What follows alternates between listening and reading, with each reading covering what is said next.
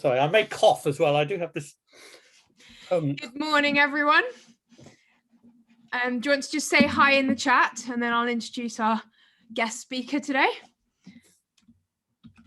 I'll just say hi. And are you all on Easter holidays now, or do you still have a bit more school left?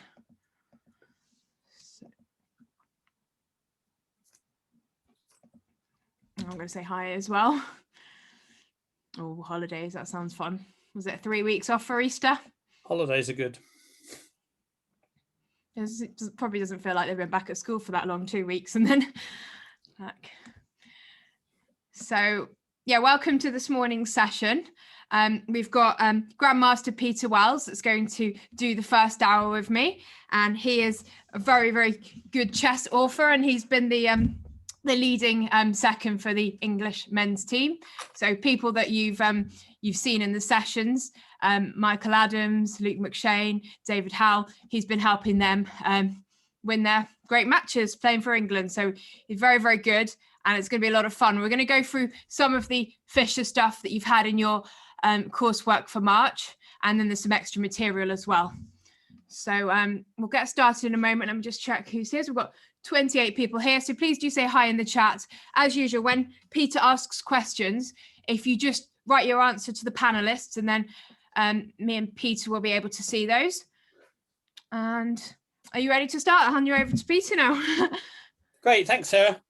Okay, so I think it's wonderful that you're doing this section on chess history. I've talked to quite a lot of younger players over the years, and you know, they know lots of tactics and lots of positional ideas and that kind of thing, but quite a lot of the ones I've talked to have had a bit of a gap when it comes to knowing about the sort of wonderful history of our game. And I do really think it's one of the things that makes chess a bit special compared with other games, that we have this very rich history, and you know, it encapsulates a lot of stories, things that went on through particularly the last 100 years. Many of the world events get reflected in the history of chess as well. And I think Bobby Fischer is probably, I mean, Garry Kasparov and maybe now Magnus are the only people who compare. Bobby Fischer is the person who, if you talk to someone in the street about chess, they may still remember that name. That name will resonate. At one point, I think in 1972, it's fair to say he was one of the most famous people in the whole world, not just in chess, but in the world. So he's very special. Okay, I think, well, I mean, the first thing to say about Bobby, let me just put up the document, if I can find it. 1 second. Here we go. So there he is. So when we think about Bobby Fischer's achievements, actually, let me throw this open to you. When we think about Bobby Fischer's achievements, if you could pop into the chat, what comes to mind first? What do you think of when you think of Bobby Fischer? I think of this book. Yeah, that book's my favorite. One of my favorite. That book was my first serious chess book. Oh gosh, let me try and. Right, The Immortal Game, says William. Excellent. The game of the century. People are saying the game of the century. Do you mean the match of the century or the game? I think they mean the game, but I might be wrong. The game. Okay, that game. Yep, that game is serious. Is that the one which is about Bishop E6? Okay. Yeah. Okay. Yeah, the World Championship match, I think, for many people was the moment. Okay, that's good. Beat Boris Spassky. He certainly did. Okay, thanks. That's good. We can't see I think Bobby Fischer was very, to understand how special Bobby Fischer was, you need to take a little look at the list of world champions. Have a look at what happens in this list. So if you start, see your screen. We can't see the document on your screen. Sorry. I need to share that. Don't worry. Oh, you can't see the document. It's not opened yet. That's a bit odd because I thought I'd shared it. Could see your list. Let me try again. Fischer files. Yeah. The only American to be world champion. Here we go. World champion. Yeah, perfect. Thanks. Got it? Yeah, brilliant. So if you take a look at the document, if you go back to the beginning, Steinitz, Lasker, Capablanca, Alekhine, Erva, these guys were mostly from the West. Alekhine was born in Russia, but he left Russia. He had very bad relations with Russia. And these guys are basically Westerners. And then look at the period after the Second World War. So from the 6th world champion, Botvinnik, to the 10th Spassky, and that doesn't really give the full picture because Botvinnik basically kept losing matches and then winning them back. Botvinnik is there the whole time. This is a period of absolutely total dominance by one country. Well, you could call it a country. It's kind of a bunch of countries into one, the Soviet Union, but it's basically this country absolutely totally dominates chess for those 20 years. And it's almost impossible to overestimate how big chess was there. Like, I was reading the other day, Jenna Sosonko said that when he went to the Netherlands, that he was shocked to find that basically it had no professional chess coaches. And he said he would talk to people from the Soviet Union and tell them that there were just no professionals there, and they simply wouldn't believe him. At the very end of the Soviet times, a little bit after their peak chess period, I visited Tbilisi, the capital of Georgia. And they had this wonderful building, huge, great building called the Chess Palace. And it was just devoted to chess. And, you know, there were 70 people working full time in this building as coaches, translators. As far as I could see, they were mostly making tea and coffee, but there were 70 people in this building. Chess was huge in the Soviet Union, and it was hugely important to their government. So when you get this match in 1972 between Fischer and Spassky, the Soviet government is pouring every possible money, help. All the other players are being forced to help Spassky, whether they want to or not. And Bobby Fischer is pretty much on his own. So that's one of the things that makes the 72 match so special. And this match, it's also difficult to imagine this now. I mean, every now and again, you'll see chess makes it onto the television. But this match in 1972, this was on the news every night. Bobby Fischer's won another game. Bobby Fischer is so far from the time, or at the beginning of the match, Bobby Fischer is not going to play because the chair isn't right, or because he doesn't like the TV cameras or something. This match was on the television all the time. And that's quite difficult for us to imagine quite what a big event it was. And for people like me and for Nigel Short, who told me that this match was absolutely the thing that got him into chess big time, this was the thing that inspired a whole generation. If you look at the English grandmasters, there's quite a lot of oldies about my age, and they all came into chess basically at the time of the Fischer-Spassky match. This was the thing which inspired all of us. So this match is hugely, hugely important. And to understand Bobby Fischer, you need to understand that he was kind of felt like someone who was on his own up against an entire country which had all these resources to pour into the game. Now, Fischer's a very complicated character. Do any of you have what do you have an idea of Fischer's character? Does anyone have an idea of what kind of a person he was? Can I see something else in the chat? Anyone got an idea what kind of a person? Rude. Rude, yep, he's definitely rude. I'll go with rude. He didn't socialize. That's very important. I'm talking about how this is somebody on their own up against an entire system. It's partly, of course, the government didn't help him, but also somebody said he was a bit sexist. There's no doubt he was definitely a bit sexist. He did not have a very high opinion of women chess players, which is there were a lot of things not to like about this guy. Shy, that's a very interesting question. I think he probably was rather shy. I'm not sure he was entitled. I think he worked incredibly, incredibly hard and maybe he felt entitled by virtue of working, but I wouldn't say, did somebody say uncool? Yeah. This guy got to be the most famous person in the world. Come on. Fussy, definitely. Shy, I do think so. He thought the Soviet Union spied on him. Yeah, possibly for good reason. Basically, he defined himself in opposition to the Soviet Union. I think he loved the fact that the Soviet Union was so worried about him, that he was the big challenge to their chess crown. He loved that. His mother raised money for him. Yeah, he had very bad relations with his mother. I mean, that's one thing in which he's very unusual as a chess player. I think most of the top chess players have tended to have parents who are supporting them quite well. And he's very unusual in having had, his mother wasn't really on his side. Yep, he played against himself. I think we all, particularly if you're on your own, you tend to play against yourself quite a lot. I think that's, yeah. So this is a guy who's basically on his own against the whole system, and he's a difficult person. So the match in 1972, the match against Spassky, which made him such a big thing across the world. This match nearly didn't happen because he was unhappy with some of the conditions. And the people in Iceland, in Reykjavik, they went to every possible effort to try and make him happy, but it was very difficult to make Bobby Fischer happy. So he's incredibly kind of obsessive, suspicious. He thinks everyone is against him, and in some cases he may be right. And did he go crazy? I don't like the term going crazy, but yeah, he had these problems and they got worse and worse and worse. Yeah, we can safely say I don't think anyone could object to you saying that I'd agree. Yeah.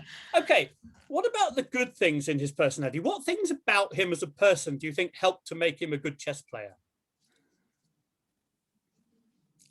What do you think he did right? What do you think stubbornness is pretty helpful. He persevered, he certainly did. Although he didn't have so many tough moments. I mean, he had tough moments. Obviously he lost games and he had difficult moments.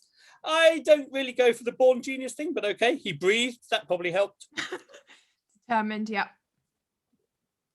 Determined, definitely. He was very determined. He worked incredibly hard, guys. We give us the born genius stuff, okay. I think he had a definite facility to chess, but he loved to work. He was obsessed with chess and he worked on it all the time. Dedicated is true, but it hardly addicted. Yeah, okay. Then we start getting into areas where you want to say, okay, this might be good, or it might be. You might want to. Addiction implies you can't sort of wean yourself off it a little bit. It's kind of good if you can decide how much you work. But yes, he was passionate about it. He died because he didn't drink water. I've got. I want to know where that comes from. That's fascinating. Wow, I never heard that before. I haven't either. But I mean, yeah, he was suffering from very serious problems by that stage of his life. It's quite possible. I think the first thing to say is he worked incredibly hard. Let's get an idea of.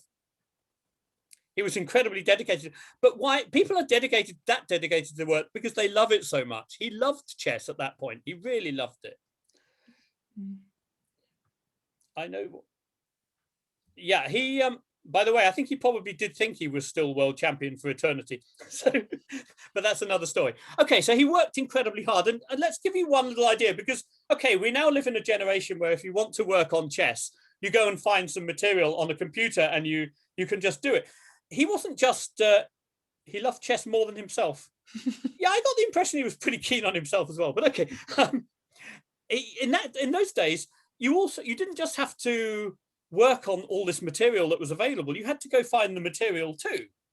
So give yourself an idea how hard this guy worked. He taught himself Russian because these were the guys he wanted to compete with, and they had, as he saw it, the best chess literature. And he wanted to read Russian magazines and find out what had just happened in Russia. He learned a difficult language just in order to read its chess material. I don't think he had some great interest in Dostoevsky or something. I think he wanted to just go read Russian chess magazines, and that's what he did. And he kept himself incredibly well informed. So in those days, you had to go find the material as well, and he did that. The other thing, what about draws? What was Bobby Fischer's attitude to drawing a game of chess? Can we hear something about that in the chat? Yeah, and I think it's going to be really, excellent. He hated drawing. Yeah, bad. But this guy fought very, very, very hard. And I think I just want to say one thing to you about draws. He never agreed to. I doubt if he never agreed to a draw, but it was. I mean, he did, of course, agree to some, but it was pretty rare. And I think the thing to think about here, the two things I want to say about this. One is what Harriet Hunt said to me, which I thought was very interesting. She said that she used to waste lots of time worrying about whether to agree a draw or not. And once you start thinking draws are off, he scream his head off and left the room. Once you stop thinking that draws are a reasonable thing, you save yourself a lot of energy. You stop thinking, you think entirely in terms of how to make the best of your position. And okay, you might still know when you're fighting for a draw, but you're not distracting yourself when the game's about equal, whether you should be offering a draw or not. You're getting on with the game. That's very important. And the other thing which he did, which was so amazing, I think if you get a reputation for never taking a draw, people are going to be well scared of you. That's really worth remembering. I once played somebody who took so many draws that at the moment when I offered him a draw and he said no, a crowd spontaneously appeared around the board. And some chess countries have kind of, no, not Anish Giri, that's harsh. I think Anish Giri would not be impressed with my draw offer. No, this was a guy, but he, the guy had got such a reputation for draws. I did win. I won 5 moves later because the guy had he declined my draw. He had no idea how to play for a win because he'd forgotten how to do it. But Bobby Fischer, he fought for a win in every game, and that's a huge thing. I did win. Yeah, it was good. Okay. Yeah, so that's incredibly scary for the opponent. Let me just show you one position. Gives you an idea about it, or not. It doesn't matter exactly where we start this game, but I will. Oops. I think it's good for the children to have that mentality of not going for a draw, because we often see like children getting scared and agreeing draws. But no, that's what I wanted to say. I think it's incredibly important. I think this is one of the things. I mean, it helps that you're not distracting yourself with the whole thing, but I think your whole mentality to a game is much better if you enter it thinking that you're playing to win. And it is better to lose trying. And David Howe said that as a young player. Better, I mean, you don't want to overdo that, but it is better to lose trying than, Yes, of course. You learn a lot more. You learn a lot by trying, and occasionally you might have no energy. Occasionally there's a good reason, but you never want drawing to become a habit. Yeah, I agree. Bobby Fischer was never, ever, ever in danger of doing that. Let me just show you a position he won against Taimanov in their match. This is quite extraordinary. Sorry. Yeah, so why Peter gets I've got it. That's a good thing to learn from Fischer. Don't agree draws, and I think it's very important for children because they're obviously. I think it's one of the big things you learn from Fischer. I mean, okay, they had this position, something like this. Exactly where we join the game doesn't matter so much. This is about as drawn as you can get. White has got one extra pawn, but black's pieces are, apart from the king, is a little offside, but the pieces are well placed. And this is the wrong coloured rook pawn for the bishop. So we've got a white square bishop, and we've got a rook pawn queening on a dark square. So all the king, bishop, and pawn against king will be a draw if the king can get back into that. This is a completely drawn position. But Bobby, this is the second game of the 6-game match with Taimanov. And Bobby Fischer didn't agree to a draw. He carried on. And, it's almost insulting. You could make a case that this is a little bit rude. We've already established he was slightly rude. But in this case, rude was pretty handy. So they played some moves. It doesn't matter exactly what the moves are. The position remains completely drawn. And then they exchange rooks. And now all black has to do is play something like king to d6. And basically, in order to make progress, white needs to move the bishop. If he moves it on this diagonal, black is going to simply relocate his knight with a check and bring his king back, hassle with checks and save the pawn. And if he moves it on this diagonal, oops, sorry. What am I doing? If he moves it on this diagonal, the knight will simply, he can't go there immediately. The knight will, what does he do? How does he do this? Is this just not as easy as I thought? Oh, yeah, sorry, this is king d6. That's exactly why it works. Yeah, if he moves it on this diagonal, then the knight will go to f3 now. And then he stops the pawn moving, and it's a completely trivial draw. And in this position, one of the strongest grandmasters in the world, Taimanov, is, I feel so sorry for Taimanov because he's now mostly famous for losing 6-0 to Fischer. The guy was a great player. You don't want to be famous for losing 6-0. And black played in this position, king e4. This just shows what you can do to an opponent if you keep trying and keep pushing. And all white now has to do is keep his bishop on this diagonal. And now, because the king's on the wrong square, if the knight goes to f3, white will be able to play bishop b7 check, exchange it off, and then bring his king to defend the h-pawn. And instead of a complete draw, black is now suddenly completely lost in this position. He has no way to bring his knight back and stop the pawn. And this was game 2 of the match. And you can imagine when you failed to draw a completely drawn position in game 2, that's the moment when you might lose 6-0 because you just lose belief in your ability to do simple things. And that's, you see these amazing scores. Fischer won 6-0 against Larsen 1 year before. Larsen had played ahead of Fischer in a team of players in a match between the Soviet Union and the rest of the world. Fischer actually agreed to play board 2 below Larsen, and 1 year later he beats him 6-0. You have to have some very special psychological things going on in order to cause people that many problems. And never ever agreeing draws, I think, was one very big part of that. It is very scary for the opponent. Now, anyone know what Bobby Fischer did when he became world champion? So at the end of 1972, he's one of the most famous people in the world. He's just won an amazing match against Boris Spassky. Do you know what he did then? take a look at the chat again. Oops, sorry. Chessbase has just asked me a question. Where's the chat gone? Let me stop sharing that one. He didn't quite retire, but yeah. There's a lovely interview when he's just won the match. Somebody says to him, what are you going to do now?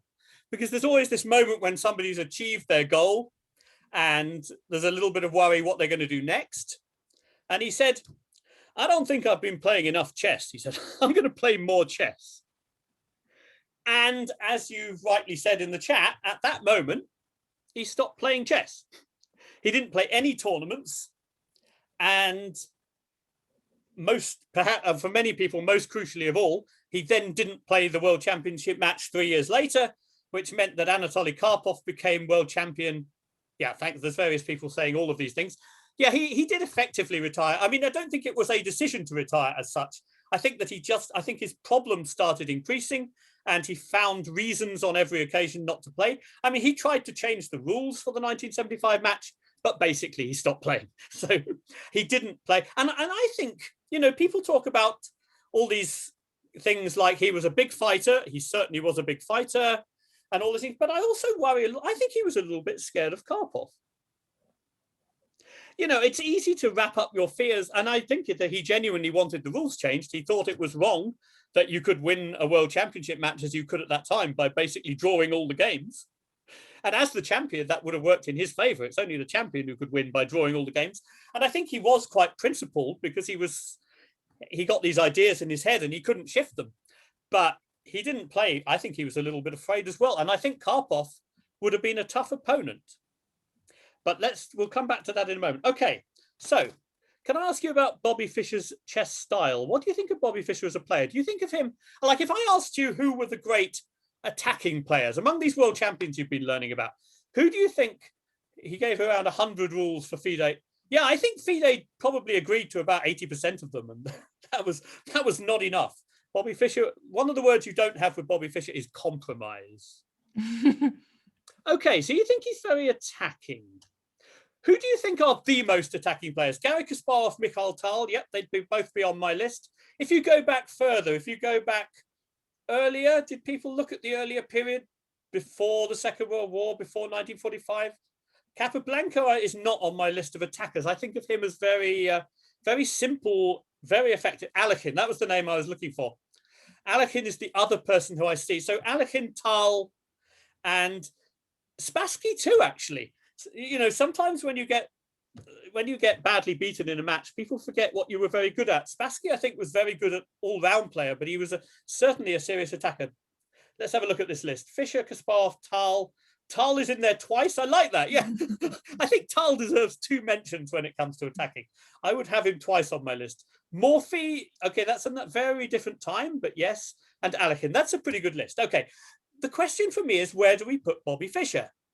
Because as I think it said in the notes you were given to look at over the last few weeks, he's incredibly strong technically. I mean, this guy can attack. There's no doubt that he can attack. But I also think that his very biggest strength, I mean, lots of people can attack reasonably well. I think if you want to look at his really biggest strengths, it's probably these technical things. And so I sort of hesitated put him on my list of attackers, although we've no doubt he can attack. Okay, for a little break, I want to come back and talk about a positional theme with Bobby in a minute, but let's just have a little bit of fun and look at a tactic. And I just want to make a little comparison between 2 tactics and see if you get what I'm trying to say here. I'm going to start you off, and this is totally unfair, I know. I'm going to start you off by looking at a position which is not from a game of Bobby Fischer's. Share screen. Yeah, perfect. In fact, is this sharing okay? Yep, it's perfect. Thanks. Okay. So this is not from a game of Bobby Fischer's. And if you were very fussy, like Bobby Fischer was, you could even argue it's not from a game at all. It's actually a variation from a game. Black defended better than this. Now, at a glance, fairly quickly, does anybody want to stick in the chat what white should do to continue the attack in this position? Just write it to panelists, please. Oh, sorry. Okay. No, sorry, no, it's fine. This position wasn't in the booklet, William. There's a similar position, but Sorry, how do I get to see panelists, or are you going to tell me what? I'll tell you what's in the chat if you want, because you might not be able to see it. Okay, what have we got so far? Ed has suggested knight f to g5. Yeah. Okay. F6, G5. Had anyone seen this position before, or did you find that straight off? Don't know. Ed, have you seen it before? Tell us. He said no. Okay. Well done. Okay, that's very good. That is exactly what you do. Just take a look at this solution. I mean, what white can play in this position rather wonderfully, I think, is sacrifice one knight on g5. By the way, people always say that it's harder to find sacrifices when you're just putting a piece on a square rather than taking something. So it's another reason I think you did well to find this so quickly. Knight g5, and then this really important move, knight f6, threatening mate. And there is, again, absolutely nothing black can do about the mate apart from taking the knight. And then bishop e4. And as you can see, I mean, it would actually help if black's king was still on g8. Black could play rook e8, because the usual mate that you have in those kind of positions where you take with the bishop, go back to g6 and mate, doesn't work because this quirky rook is defending f7. So black is actually killed because the king is in the corner, but this is going to be checkmate next move. Good. Okay, you got that pretty quickly. What I really wanted to ask is, what would you describe as the theme here? What's the main theme? Or actually, I think there are two themes. What are the themes? And I don't know whether this is best in panelist or chat, maybe chat. Yeah. Yeah. What would you call the theme at stake? What are we looking at here? Clearance, definitely. So somebody said clearance, and that's the first thing that comes to my mind. Clearance. And yeah, do you call it obstruction? I don't know exactly what you call it, but I think the key thing is clearance. You're creating squares for your own pieces. You're making way. Yeah, that's nice. Somebody said making way for your piece. That's what clearance is. You're making way. So you've had to get rid of two pieces to make a way for the. But the key thing here is you're obstructing the defender. You're blocking the defender's use of lines. And this, it's this bishop on f6, which is causing the trouble. It's preventing this f pawn from moving, which would link the rook with the defense. So it's always about keeping the defenders out. That's the key thing with these positions. Now, I don't know how many of you looked so far down the rich list of material you were given to find the position in the game. I don't know how I'm going to be able to show you this without the solution on there. Sarah, do you know how I can do that? Do you just want the Lee chess study? Because I can show it on my screen. I want the Lee chess study, but I want it preferably at the point where the solution isn't showing. Can you do that? I could do it on my screen if that's easier. So the Fischer-Benko one, yeah? Yeah, just give me a moment to find it. 41. No, yeah, 41. Good. Excellent. So I'll just get the position up and then I'll share my screen. What do you want the last move? I want Queen E8 to be the last move that's visible, if possible. Okay, that's fine. Yeah, I'll do that now. Okay, so we'll just move over to looking at my screen.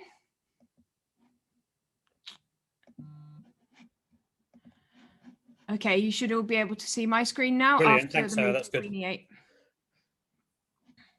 That's great. So how many people, I mean, I'd like to know if people actually looked at this and saw the solution. Maybe you could hang on just a moment and give those. I don't like prioritizing people. I don't like discriminating against people who worked even harder. But it is. I'd like people who didn't see this before to just have a quick look. Yeah, I mean, they can always White's move, and the question is, what did White do to immediately push his attack forward? Yeah, so they can all say it just to the panelists, and then only Pete and I will be able to see. Oh, I see. Oh, if you say it to the panelists, that's brilliant. I didn't know we had such advanced facilities. I'm used to classrooms in real life. Not so detail is key here. So I don't just want the first move. I want the whole bishop takes d4 is clearly an attractive idea. The question is, what do you do after bishop takes d4 and black takes back? That's what we need to know. Full variation, please, if you can. Bishop d4, bishop pawn takes d4, e5. Okay. And you have to look at the defenses for black. So in that position, what if black went f5? Yeah, this is the question. So, I mean, by the way, black in this game is not some beginner. This is the guy who invented the Benko gambit. So we need a bit of respect for black here. Try to think to yourself before you. What is black intending after bishop takes d4, e takes d4, e5.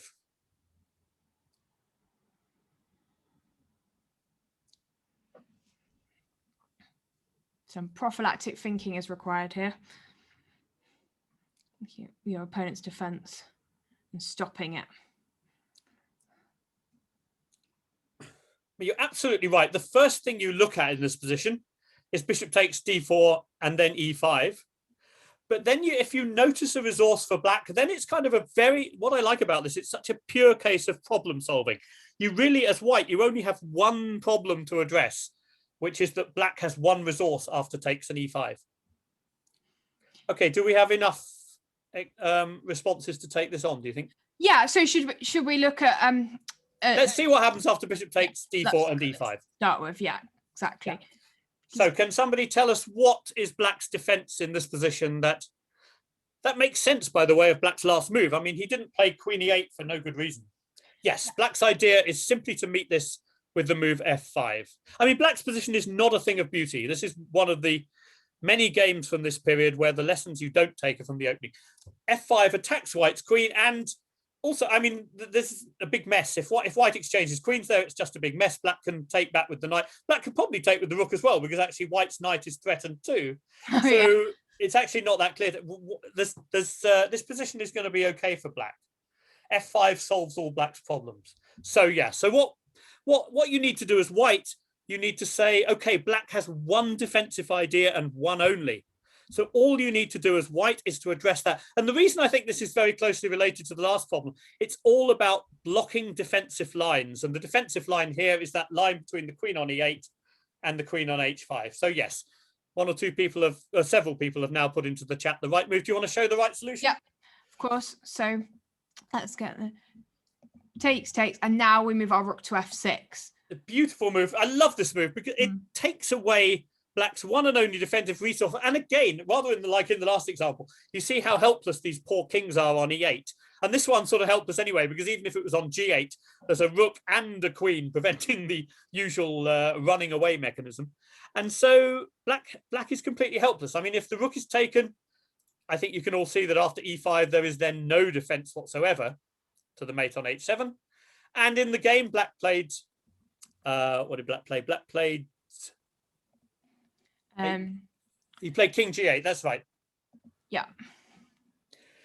And white threatens mate, of course. Oh yeah, this is great, because then he's not even rushing after h6. Yeah, there's no, and now he just moves the knight. Yeah. I'm sorry. Yeah. And again, I love the patience of this, and this is probably the point where black realizes, okay, that there's no escape from this mechanism. White can basically white's simply threatening now to take the knight. You know, we were in a kind of desperado situation. You take my knight, I take your knight. Knight e2 just removes that, and the knight has no square, because also if the knight moves, queen f5 will mate immediately. By the way, one thing to say about this, all these, you could make a huge collection of scary attacking positions where one of the big things they have in common is the opposite colored bishops. The reason black's so helpless on covering squares like f5 and this diagonal from d3 is opposite colored bishops. That bishop on g7 is a useful defensive piece, but not for the things that need doing right now. Yeah, and can I just say one thing as well? Thing in the attack. So a lot of you might see this idea of taking and playing e5 and play it really quickly. Oh, I'm going to win and just rush. But if you just need to take some time out and look at your opponent's defenses, because if you miss f5, then you won't come up with this. But the beauty of studying these games is you see these ideas, and now I don't think you guys would miss this in a game. You've seen it. That's before. Right. I think, yeah, it's all about just checking. When you're close to the end of a game, it's a really good idea to check extra hard, because, you know, you may be a couple of moves away from victory. So you have to worry less about time on the clock. I won't talk too much about time on the clock. I'm not an expert, but okay.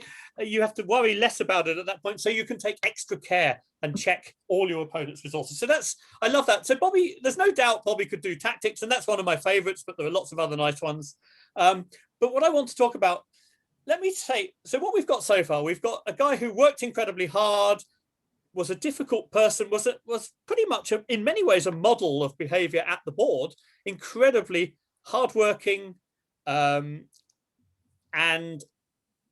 fighting very, very hard. Okay, sexism, that's another question. But yes, what I was going on to say, but a very complex character away from the board, a very difficult character. What I would say about Bobby is this. The most amazing thing about him for me is that he had such a closed mind about the world. So he would be incredibly, he would get an opinion and he would be incredibly dogmatic about it. He would believe it, whatever people said to him, whatever. He had a collection of opinions that were quite problematic, including the sexism, which somebody just mentioned in the chat. But at the board, he thought incredibly flexibly. He came up with a lot of fairly new ideas, I think, and was very flexible in how he thought about ideas. The various examples of this. Let me go to another of the games. Yeah, I'm happy to share my screen again if you want, or do you want me to do I'll share this one. Okay. Because I don't need the. I'm happy to just show this game. I don't need it as a test. Okay. Oops, if I can find it, if it clicks on the right one. They like tests. They like getting things right. No, I know, but I just want to show something, and then we'll test on the next game. Okay, perfect. Sorry, share screen. Why am I struggling to show this? Okay, can you see that? Okay. Yes. Good. Okay, so this is one of the games from the match. So this is one of the early games from the Fischer-Spassky match. And one of the important, I think, if I remember rightly, this is the game where Fischer, who started the match by losing in a really strange way and then defaulting one game, so he was 2-0 down. This is the game where he got back to evens, back to 50%. And it's as black, and losing as white in a match is a very tough thing. So this is the Nimzo Indian, which is not. Can I take that? Are you hearing that noise as I do this? No, I don't think so. Okay. I'm hearing a noise from the pieces moving, but if you're not, that's good. Okay. Nimzo Indian. And one of the most principled variations of the Nimzo Indian. So let's just take a couple of moves in. Black now plays d6 and e5. Wait, before black plays e5, let me just stop here actually. If black's playing d6 and e5, what does this strategy say to you? What's so kind of pure about black's strategy here? What's he doing that makes a lot of sense positionally? Think about what he's done. He's exchanged off his dark square bishop. What's he doing now?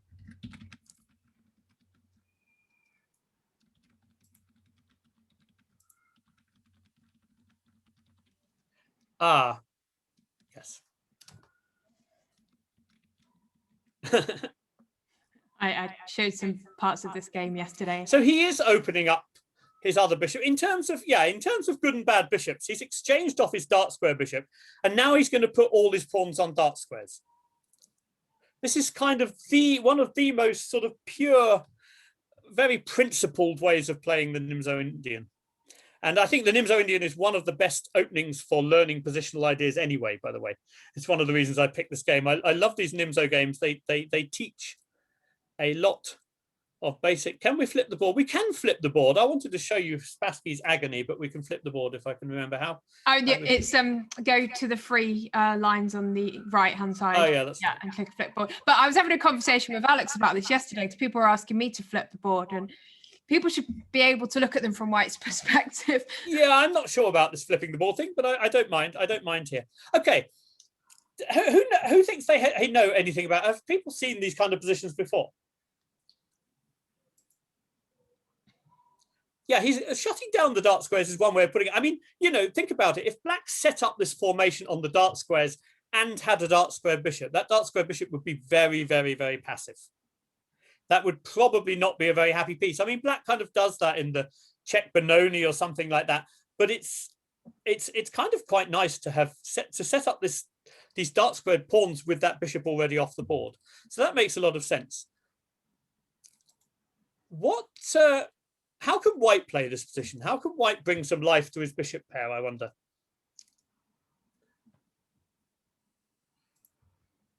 There are fewer answers in the chat now. You've seen it in a lot of endgame. 1e4. No, that's a very different story. Do you mean e4 now? Yeah, I think he does. 1e4 is another way to bring some life to your bishop. You could play e4. Playing e4 now is what Spassky actually did. And that's one way you can go, obviously. Somebody says bishop a3. I think you'll find that if you go bishop a3, it's very, very easy for me to solidify this point. I mean, I suspect if you went bishop a3 now, you might run into some queen a5 problems. But think about it structurally. If I just play b6 after bishop a3, you're going to find it incredibly difficult to ever put any more pressure on that. It's going to be very difficult to open that up. Now, there's just one thing I want to say about this position other than what Spassky did, because I think it's very interesting. Botvinnik used to play these positions where he would exchange the pawn on c5. After black plays e5, he would exchange the pawn on c5, and then he would try to exchange knights and try to get a bishop sort of stuck on the square d5, or he would use that d5 square, and he'd kind of say, okay, my c pawns are incredibly ugly, but if you can't get at them, they don't matter that much. That was one interesting way to do it. Spassky's approach is much, much more direct. Let me just see what... Yes, play to get f4 in. That's a good point. You can go e4. The question is, what do you do with these bishops once the position gets blocked up? Okay, so how do I get rid of this thing which invited me to...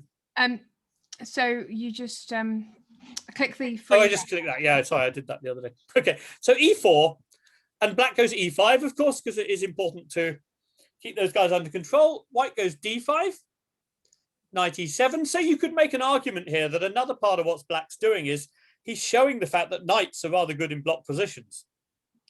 It's part of the strategy here. I mean, there are some cases, it's not 100% clear to me what compensation White hopes to have here, but what I really like about what Fischer does next. So what Spassky's doing, he's not just castling or anything like that. He wants to get straight on with the plan of playing f4. Yeah? He's trying to breathe some life into these bishops. And I think the way that people would often look at this position is, okay, they would say, okay, White will play f4, then black will take the pawn, and then everything will be decided by whether black can get enough control of the e5 square with his knights. Yeah, I think that's a kind of natural way of looking at this. We would want to take on f4 and then blockade on e5 with a knight. And if we can blockade successfully, then it's a strong, e5 will be a strong outpost for the knight, and White's bishop pair won't look very exciting, etc., etc. What Fischer did is extraordinary. I mean, it now seems very normal. We all know about it now, but at the time it was quite new. So I'll just check if the chat. Okay, h6. He did play h6. h6 is a very useful, by the way, one of the things black does need to be very careful of in these kind of positions is having the knight pinned, or at least bishop g5 can be an annoying move. And, one of the things about that is that, I've forgotten the end of my sentence. Bishop g5 can be a problem. Yeah, I think if White could take on f6, then black wouldn't be happy with those double pawns, and h6 is a useful move anyway. But I think at the time, people thought that h6 was a preparation, was trying to discourage f4, because black may be able to take and play g5. Again, the assumption was that if White's playing f4, black needs to avoid the pawn formation where White takes on e5. So White played f4. And now, those who've read ahead may know what black played here. But this to me, this was quite a revolutionary move. This was thinking outside the box. Because, as I say, I think people thought that you need to be able to use the e5 square for a piece. People will tell you, if you have if you have a kind of an outpost, if you have a blockading square, you don't want to be filling it with pawns. You want to keep it as a blockading square. Basic theory. Okay, people are saying knight g6, and that's what he played. But there are two strange things about that move. One is that it allows White to take, and black has to recapture away from the center, which looks like that f pawn looks a little ugly when it comes onto g6. And the other, perhaps more important point, is that White is going to be able to take back on e5 at a point where black has to take with a pawn. And I think when people first looked at this position, they thought, yeah, okay, that would be a structure that black would be keen to avoid in this position. So my question to you is, why has Fischer allowed this? What's the problem with white's position here?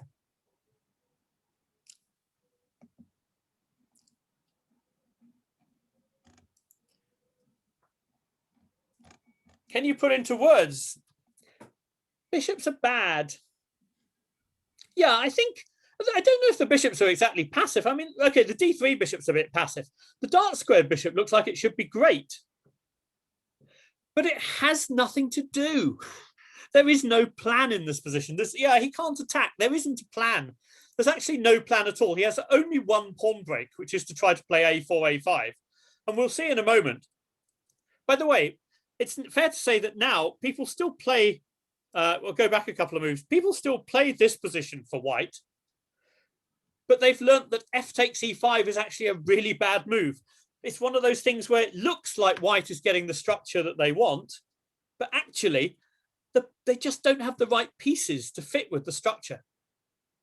And I think that's one of the things Bobby Fischer understood very best of all, that chess is that pawn structure is incredibly important in chess, but that it all relates to how you can activate your pieces. You know, pawns may be the soul of chess, but they're only the soul of chess because the pieces are so important as well. It's what the pawn structure does for your pieces that decides everything. And actually, if white plays this position with castles and tries to bring the queen to the king side and play f5, it's not great, but it's okay. But actually, after white's exchanged on e5, they're already much, much worse. It's already incredibly difficult for white to find a plan here. And I'll show you the rest of the game quite quickly, because it's actually quite painful to watch a player as good as Spassky have no plan in a nervous situation. So, okay, now the key thing, white plays a4. This is white's last attempt at a pawn break. There's actually nothing else to do with the pawns. Black just stops it. Again, you might think at first sight, b6 can be a little bit of a weakness, but it's incredibly difficult. White doesn't really have the pieces to attack b6. By the way, any of you know Shakespeare and Richard III, or just the phrase that comes, this is a my kingdom for a horse position. If white had a knight here, white could maybe activate the pieces. White could put pressure on e5. White could maybe put pressure on b6. Who knows? If white only had a knight, but with the bishops, they can do almost nothing. And I think Fischer was one of the first to understand this. And, this is fairly... Spassky puts his rooks on the f-file, and you already sense that he's not trying to attack. That is prophylactic. He's trying to stop black from doing stuff over there. White no longer has a plan. So let me take a look at the chat, see if anybody's got... Yeah, the thing is, the knight probably... That's the other thing. You look at this position and you think the knight will blockade on d6, and I think that's a very natural thought, and it's what I thought when I first saw this position. But actually, I'm not sure that's even true. The way Fischer played it, he never even needed to blockade with the knight because there's nothing to support that d-pawn. We're all taught to blockade pawns, but actually, if the pawn's not doing anything at all, you might just want to put that knight wherever it's the most effective. Okay, I think the main point about this game is made. White simply has the wrong pieces for the structure. And what black did, let me just quickly show you what black did next. I mean, it's amazing how quickly white went downhill. I love the comment here. Take notice of the annotations to these games because they're really very good. I love the fact that a little verse in favor of the double pawns. People who I teach tend to, if they get one thing right in chess, they're not too dogmatic about double pawns. I'll probably get into trouble if I say I'm a fan of double pawns, but I'm very relaxed about them. I don't like these double isolated, these double pawns which sort of inhibit the pieces. But double pawns, what they can do here, what double pawns can do in front of your king is exactly what it says here. You can push them forward and you still have another pawn to plug the weaknesses. Double pawns are good at controlling squares. These ones are good guys. I like these ones. Okay, and the game continues. And then, again, we see the psychological thing. Okay, white's been reduced to great misery. But, you still have to win this game. And for a player of Spassky's quality, to play a blunder like Queen C2, which allows black to finish the game immediately with a deflection and a double attack. So a deflection on A4. Notice that the king is on f8, which prevents any possible counterplay by white. It's nice little bit of forward planning. Simple combination, attacking two things, game over. And actually, poor Spassky resigned here, and the notes you've been given seem to imply that he waddled his way on to a sad checkmate. But it's a very beautiful mate. No, I think that, to be fair, the notes did say that Spassky resigned, but it is a very beautiful checkmate, so worth seeing. But this game is all about how the structure mixes with the pieces. So, it's about pawn structure, but it's a pawn structure matters because you need to have the right pieces for the right structure. And this bishop pair had no chance here. White desperately needed a knight. And it's important to think how, Spassky, I think, grabbed at the pawn structure. He thought this is something black doesn't normally allow white to take on e5 and force black to recapture and create the passed d pawn and so on. But with the bishop pair, he suddenly found that he had absolutely no activity at all.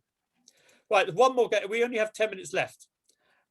This game was from the material, guys, but it was at the very end. It wasn't. It was number 48, I think. So, okay, I want to show you one more game, one more thing, which just gives an idea of this same idea again of how you can. It's actually one more Nimzo Indian. These are very good for illustrating these things. I just want to talk about pawn structure and pieces. I want you to do some work this time. That's good. Wait a minute. Why isn't it making moves? It's refusing to make moves. This is not good. Oh yeah, it's not refusing to make moves anymore. That's good. Okay, so one more Nimzo Indian. Fischer black again. I am going to flip the board because somebody will ask me, and I think they have a point. Okay. So same opening, but a different version. Fischer liked to play this slightly provocative fianchetto. Again, it's very, very principled. Yeah, it's stuck on the knight c1 position at the moment. Oh, are you? Oh dear, that's not good. How is that?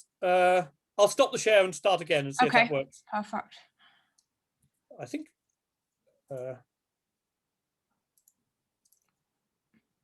are we doing? Yeah, perfect. Okay. Well, perfect if it keeps making moves. Okay. Can you all see that now? Did you see this knight ge2 appear on the board? Yeah. Okay, so this is a different treatment. It looks like it's going to be a different treatment by white from what we saw before, because now, we saw what can happen if you get the double pawns in the wrong position in that last game. This move looks like white is trying to avoid the double pawns and preparing to recapture on c3 with the knight. However, after bishop a6, a3 looks like the most natural move in the world then, but there are ways for black to play that position which are quite interesting. And actually, I think what Portish did here is the right move, knight to g3. Because using that knight to recapture the bishop is not the only way to use it. You can also use it in this way. And one of the ideas here is to show that if ever black wants to play with the e-pawn, either playing e5 or recapturing a pawn on d5 or something, that knight can find an incredibly strong square on f5. That's another reasonable way to play the game. Okay, so Fischer took, creating the double pawns again, but it's not always just about the double pawns. It's very often about the weak squares which the double pawns occupy. So sometimes there's a lot of chat going on. Have I lost anybody? Can everybody see it? Yeah, okay. Sorry, this is Portish. I should give the game some context. This is actually Fischer during his, I think he's already in peak period now. This is 1966, I think, and he's already very clearly one of the best players in the world, and he's experimenting with openings. He plays a lot of King's Indian and these few Nimzo Indians as well, which I think were pretty effective. Okay, so now black plays d5 with the idea that if white captures on d5, black can take on f1, which is a little bit disruptive. And then black is hoping, instead of the double pawns, black is going to play against those white squares in the center. Portish played a move which I think the best move here by far is one which ought to come naturally. If your opponent is opening the center a little bit before they're castled, I would always consider moves which stop them from castling. Bishop a3 is actually, in my opinion, the most dangerous move in this position and the one reason I don't play it anymore. But okay, Portish played queen f3, which is another reasonable choice. Clearly stops black from taking on c4 because of this poor old rook in the corner. Black castled. And now Portish played what looks like a slightly odd move, but is actually a good one, I think. He played e4. Oh, sorry, it's not a good move, but I think it's a natural move. It's fair to say that it's a better move than it looks because it requires black to do something very, very accurate to deal with it. So my question to you is, how should black react to that e4 move? Think about various things. Think about, think about your poor old rook in the corner. Think about the safety of your king. Think about what I said earlier about how pinning this knight can be a dangerous thing. And think about those things for the moment, and we'll come back to others in a minute. So let's hear in the chat how you would deal with this very, very, but I think one of Fischer's things about Fischer's style is it's very direct. Here he's up against somebody who's being very direct. Knight bd7. I would be quite worried about, I would want to know where that knight's going to go if white gets to play e5. I would want to know where the f6 knight was going to go if white played e5.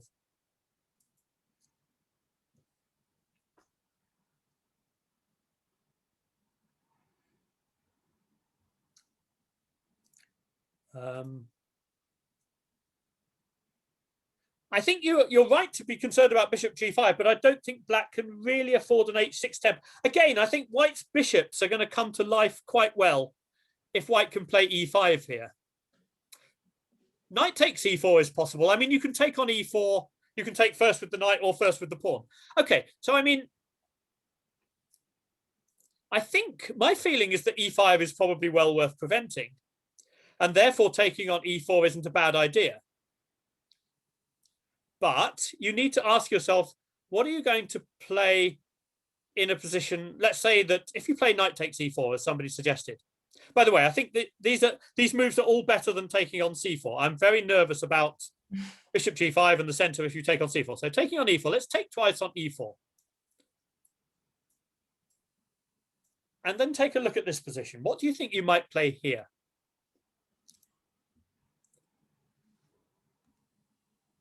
Ah, yeah, you're right. Yeah, after knight takes e4, you certainly can't play bishop b7. You have a discovered check, and that wins material. Knight c6 looks a little passive. Knight d7, I think, is the most natural move. The most natural move is knight d7. Thanks, Theo. He's acting as a perfect echo. That's excellent. Knight c6 does lose a knight. Knight d7 is the natural move. What's really interesting about this position, and I think Portisch was one of the strongest players in the world at this time.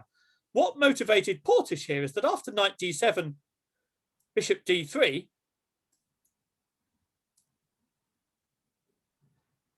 and then you want to go knight f6, I suppose, yeah? To stop the threat of mate. Queen h4. This is actually quite a dangerous attack for white. And you know what? This position, I think, this is... I was trying to think yesterday about how I would attack in this position.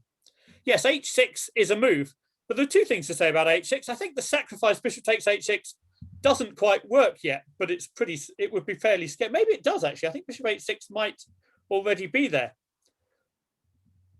And also, white can look at ideas like g4 to g5, believe it or not, because not having castled yet, black's king is in quite a scary situation. Okay, I mean, you can take a look at, you can investigate this yourselves afterwards if you need. I think you'll find that white's attack here is really quite dangerous. Ooh, no So one's what I found the love right about move. what Bobby did here, do I have like two or three more minutes, Sarah? Can I have two? Yeah, we try not to run over too much because they do have another session at 15:15. And Yeah, I'll try. I'll be really quick. But see if anyone can find this move because nobody's found it yet. Come on, Nobody's guys. found the move. What I love about what Bobby did here is that he's thinking about defending, but he's also thinking about what's wrong with white's position. He's thinking about white's weaknesses. And the reason I think it's really closely related to the game we looked at just now, he's always also thinking about where he needs his pieces and what pieces he needs to attack white's weaknesses. Ah, Theo, good man. That is exactly what he did. He played queen d7. So think about it this way. If you go knight d7, although white has weak c-pawns, they're going to be really, really hard to attack. When you go queen d7, okay, you're giving up a little bit of material. You're giving up two rooks in exchange for a queen, because the queen gets trapped with knight c6, and then queen takes f8, king takes. But what do you gain in return? You gain the perfect place for this knight. So this knight didn't want to be on d7. This knight wants to be attacking this weak pawn on c4. So the square for the knight wants to go to is a5. And the great thing, the great thing about attacking that c pawn is not that you win a pawn. That's nice. But you're also trying to make the right exchanges. And what white desperately, well, which minor pieces does white desperately want to exchange in this position? Can anybody tell me that? Which minor piece, sorry, does black desperately want to exchange the white bishops? If he exchanges the white bishops, he ends up with this beautiful knight, which may well end up on the c4 square, against this sad bishop on c1. And then, you know, the fact that white has two rooks, white's going to have no targets for those rooks. He's not going to have anything. And you know what happened, actually? After queen d7, I need to speed up. I didn't realize quite how long. We better stop in a moment. Okay. After queen d7, you get the feeling that Portish knew he didn't want to take these rooks. He played bishop a3 to attack the rook on e8, on f8, and he played bishop d3, and black went f5. And you can tell all white's moves suggest he understands very well he doesn't really want to do that, but then he kind of felt he needed to do it anyway. So having made these little weaknesses, he took on a8, exchanged queen for rook, and black's next few moves are to play knight a5, bishop takes c4, possibly with queen a4, and black has the perfect pieces for the pawn structure. And this is what I'm getting from these Fischer games. I'm seeing that he has a very fine sense of the interplay between pawns and pieces, which, by the way, I think is what chess is all about. And he has a very good judgment. He's willing to give a little bit of material to get his pieces to the squares he needs them and to exchange off the opponent's pieces, which are going to cause him trouble.